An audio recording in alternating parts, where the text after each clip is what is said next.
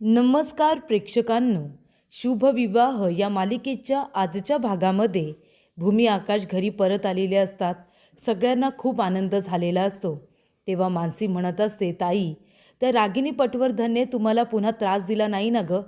ती बाई काही करू शकते, खूपच जास्त पाताळ यंत्री बाई आहे.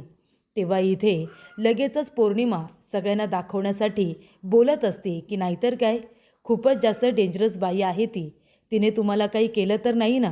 तेव्हा भूमी म्हणत असते की नाही, आम्हाला त्यांनी काहीसुद्धा केलेलं नाही आहे. तेव्हा इथे मानसी म्हणत असते की तुम्ही दोघेजणं घरी परत आलात, या गोष्टीचा मला आनंद आहे. तुमच्या दोघांसाठी माझा जीव खूपच जास्त तुटत होता. तेव्हा इथे आकाश आणि भूमी म्हणतात, क्षितिजा कुठे आहे? आम्हाला तिला भेटायचं आहे. तेव्हा मानसी म्हणते, क्षितिजा आराम करते. तुम्ही एक काम करा, ती आता झोपले तर तुम्ही फ्रेश व्हा, देवाचा आशीर्वाद घ्या, तोपर्यंत क्षितिजा उठेल. तेव्हा प्रेक्षकांनो, फ्रेश होऊन झाल्यानंतर भूमी आणि आकाश सगळ्यात आधी आई योगेश्वरीचा आशीर्वाद घ्यायला आलेले असतात. तेव्हा भूमी म्हणत असते की आई योगेश्वरी, तू आमचं ऐकलंस.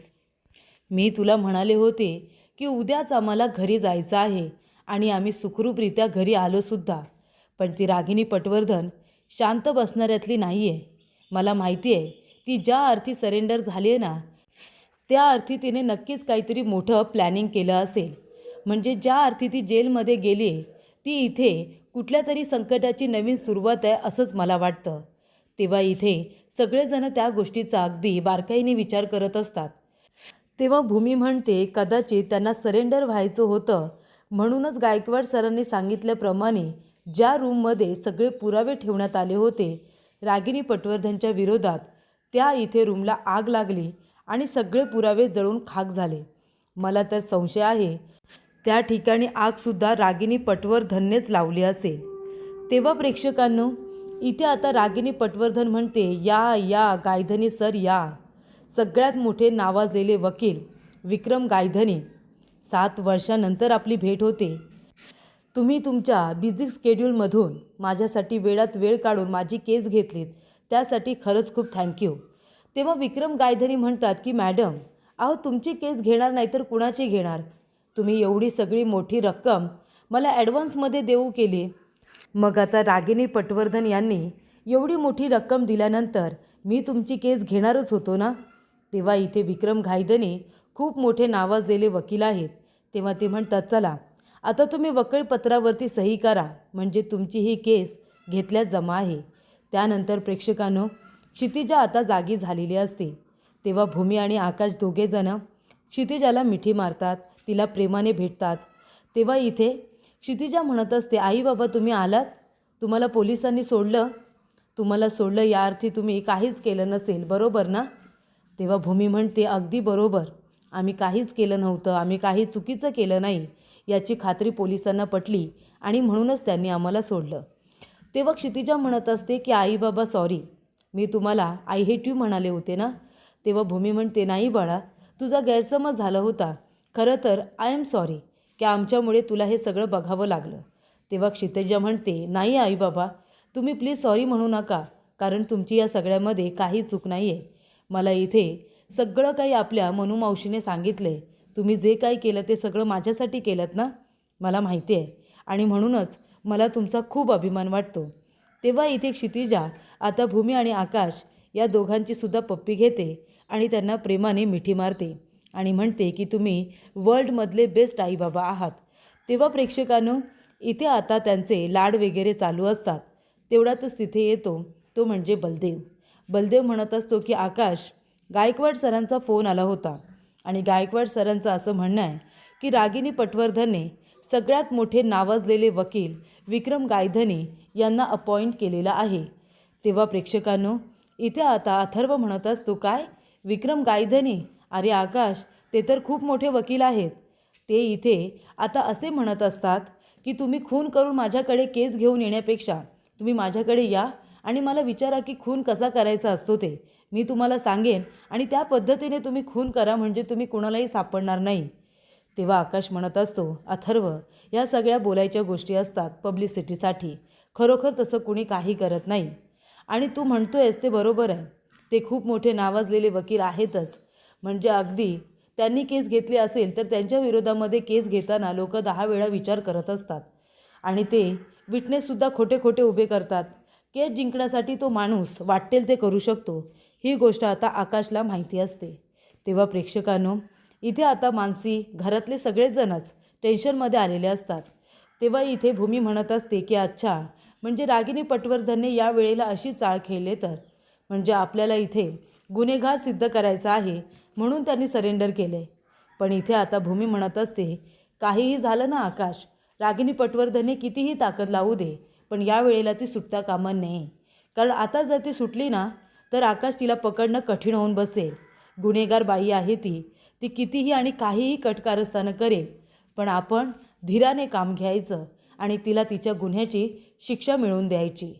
त्यानंतर प्रेक्षकांनो, कोर्टामध्ये आता तारीख असते, त्यामुळे भूमी, आकाश, बलदेव, अथर्व सगळेजण जमलेले असतात आणि तिथे रागिनी पटवर्धन, गायकवाड सर तिला आता घेऊन येतात, कारण ही केस गायकवाड सरांच्या अंडर आहे. तेव्हा प्रेक्षकांनो, रागिनी तिथे येते आणि आता थांबलेली असते.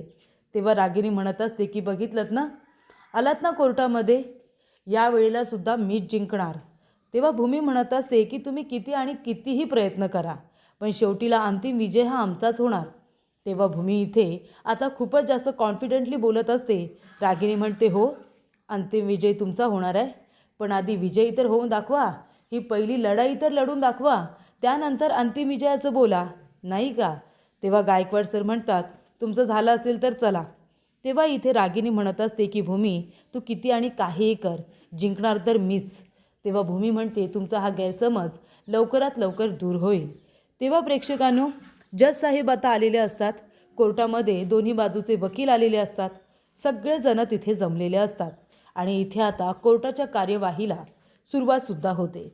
तेव्हा प्रेक्षकांनो, इथे आता जज साहेब आल्यानंतर ते कोर्टाच्या कार्यवाहीला सुरुवात करायला सांगतात आणि तेव्हा इथे सगळ्यात आधी भूमी आणि आकाशचे वकील उभे राहिलेले असतात. तेव्हा भूमीचे वकील म्हणत असतात की जज साहेब, ही केस ओपन अँड शट केस आहे, म्हणजे रागिनी पटवर्धन ही गुन्हेगार वृत्तीची बाई आहे, आपल्याला सगळ्यांनाच माहिती आहे.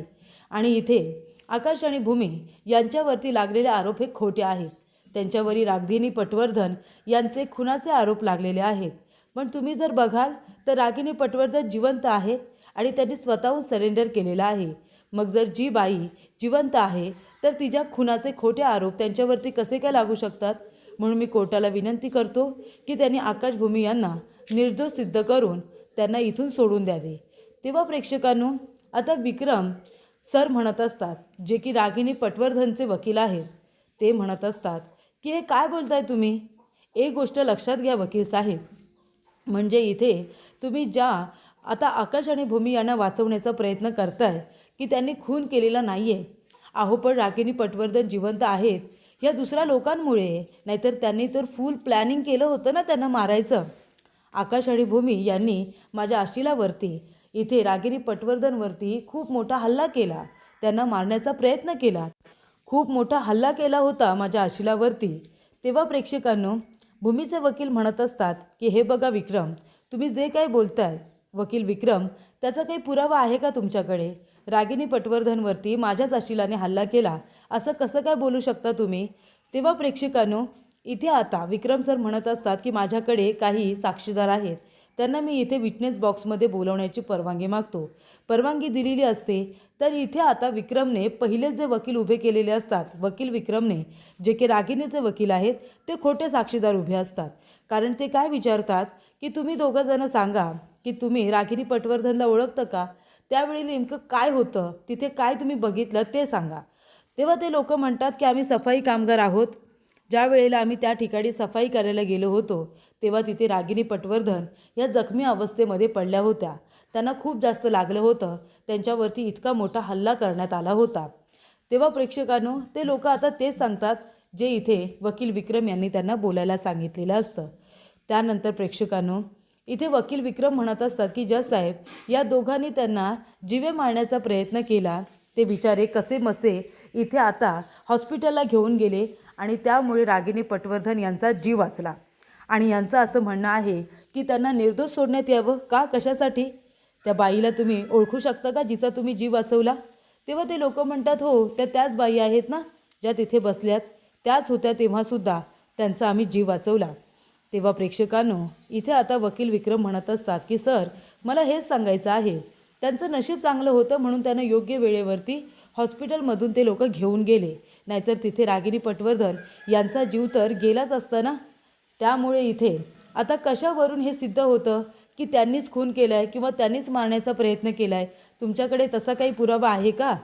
तेव्हा इथे विक्रम वकील म्हणत असतात की ज्या वेळेला 7 वर्षानंतर ही केस पुन्हा रिओपन केली अपूर्वा मॅडम यांनी, ACP अपूर्वा यांनी, तेव्हा त्यांनी आकाश महाजन यांना त्यावेळेला 2-3 वेळा बघितलं.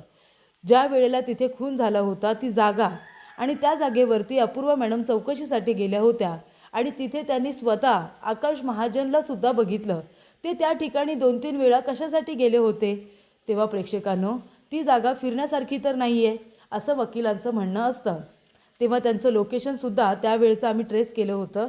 लोकेशन रिपोर्टसुद्धा आम्ही तुम्हाला दाखवू शकतो की आकाश महाजन तिथे गेले होते. तेव्हा इथे आता भूमीचे वकील म्हणत असतात की मी काय म्हणतो जज साहेब, आता त्या ठिकाणी काही लोक सहजसुद्धा जात असतील म्हणून ते लोक गुन्हेगार ठरतात का? तेव्हा वकील म्हणत असतात की ते लोक गुन्हेगार ठरत नसतील, पण इथे आकाश महाजन आणि भूमी महाजन हे तर गुन्हेगार आहेत ना. मग ते तिथे 2-3 वेळा गेले, त्याच्यावरती संशय तर घेतलाच जाऊ शकतो की ते तिथे पुरावे नष्ट करण्यासाठी गेले होते. आणि हे मला माहिती आहे, कारण का त्यांनी तिथून सापळा काढला आणि स्वतःच्या बंगल्याच्या बाहेरच्या ठिकाणी आणून तो सापळा पुरला आणि पुरावे नष्ट करण्याचा इथे तंतोतंत प्रयत्न करण्यात आला. मग जर ते गुन्हेगार नव्हते तर त्यांना एवढं सगळं करायची काय गरज होती? बरोबर ना. आणि 7 वर्ष हा गुन्हा लपून ठेवायची काय गरज होती? याचा अर्थ हाच होतो की भूमी आकाश या दोघांनी सुद्धा माझ्या आशिलाला मारण्याचा प्रयत्न केला आणि त्यामुळे त्यांना कठोरातली कठोर शिक्षा ही झालीच पाहिजे. तेव्हा प्रेक्षकांनो, इथे आता जे रागिनी पटवर्धनचे वकील आहेत भूमी आकाश यांना परिपूर्ण फसवण्याचा प्रयत्न करत असतात. पण प्रेक्षकांनो, सिरियलमध्ये आता ही स्टोरी पुढे जात असताना या लोकांनी जरा एका गोष्टीचा विचार करायला हवा, आणि ती गोष्ट म्हणजे आत्तापर्यंत रागिनी पटवर्धनने जिला इथे वाचवण्याचा प्रयत्न केला जातोय, तर रागिनी पटवर्धनने आकाश आणि भूमी या दोघांना खूप त्रास दिला. त्यांना जीवे मारण्याचा प्रयत्न केला खूप वेळा. त्यांना बॉम्बने उडवण्याचा प्रयत्न केला. भूमीला तर इथे बर्फाच्या ठिकाणी ठेवण्यात आलं होतं. आकाशच्या आईवडिलांना तिने ठरवून मारलं. त्यानंतर आकाशला कितीतरी वर्ष तिने वेडं बनवून ठेवलं. तिने आकाश महाजनची संपूर्ण प्रॉपर्टी लुबाडण्याचा प्रयत्न केला. रघु काका असू दे, त्याचबरोबर यशपाल काका असू दे, अभिजित पटवर्धन असू दे, तिच्या पोटच्या मुलाला सुद्धा तिने सोडलेलं नाही आहे. ती नर्स असू दे, नर्सचा नवरा असू दे, म्हणजे कितीतरी लोकांना या रागिनी पटवर्धनने मारले. आणि ही गोष्ट भूमीने सगळ्यांसमोर एक्सपोज केली होती, अगदी पुराव्यांसकट. तिने स्वतः या गोष्टीची गुन्ह्याची कबुली दिली होती रागिनी पटवर्धनने, आणि मग ती पोलिसांच्या तावडीतून पळून गेली. म्हणजे ती स्वतः एक फरारी गुन्हेगार आहे आणि तिला का मारण्याचा प्रयत्न केला म्हणून भूमी आकाशला कितीतरी टॉर्चर करण्यात आलं विनाकारण. त्या गोष्टीचा कुणी प्रेक्षकांनो इथे विचारच करत नाही आहे. जी मुळातच गुन्हेगार आहे, जी पोलिसांच्या तावडीतून पळून गेली होती, तिला अरेस्ट करायच्या आधीच त्या बाईला इथे निर्दोष सिद्ध करण्यासाठी का प्रयत्न केला जातोय, तिला न्याय मिळवून देण्यासाठी का प्रयत्न केला जातोय, या गोष्टीचा विचारच केला जात नाही आहे. तेव्हा प्रेक्षकांनो, इथे आता पुढील भागामध्ये जे भूमीचे वकील आहेत ते चांगला मुद्दा उचलतात, आणि तो म्हणजे की जर इथे रागिनी पटवर्धन जिवंत आहे तर मग त्यांच्या बंगल्याच्या बाहेर जो सापळा भेटला त्याचे DNA सॅम्पल आणि इथे अथर्व पटवर्धन यांचे DNA सॅम्पल कसे काय मॅच झाले, की तो रागिनी पटवर्धनचा सापळा आहे, मग त्यांचे DNA कसे काय मॅच झाले, हा प्रश्न उरतोच ना. तेव्हा प्रेक्षकांनो, इथे आता भूमीचे वकील म्हणत असतात की याचाच अर्थ इथे आकाश आणि भूमी यांना फसवण्याचा रागिनी पटवर्धन यांचा डाव आहे. रागिनी पटवर्धन जर जिवंत आहेत तर त्यांचा DNA हा अथर्व DNA यांच्याबरोबर मॅच होऊ शकतो, पण त्या डेथ बॉडीचा नाही. मग डेथ बॉडीचा DNA कसा काय मॅच झाला, हा प्रश्न तर उरतो ना.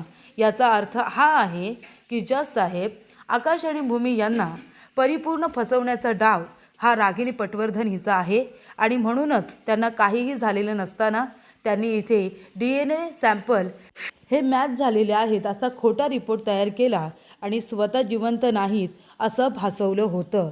कशासाठी? तर आकाश भूमी यांना फसवण्यासाठी. हा मुद्दा आता भूमी आणि आकाश यांच्या वकिलांनी उचललेला असतो. त्यामुळे इथे आता रागिनी पटवर्धन आणि तिचे वकील यांची बोलती बंद झालेली असते.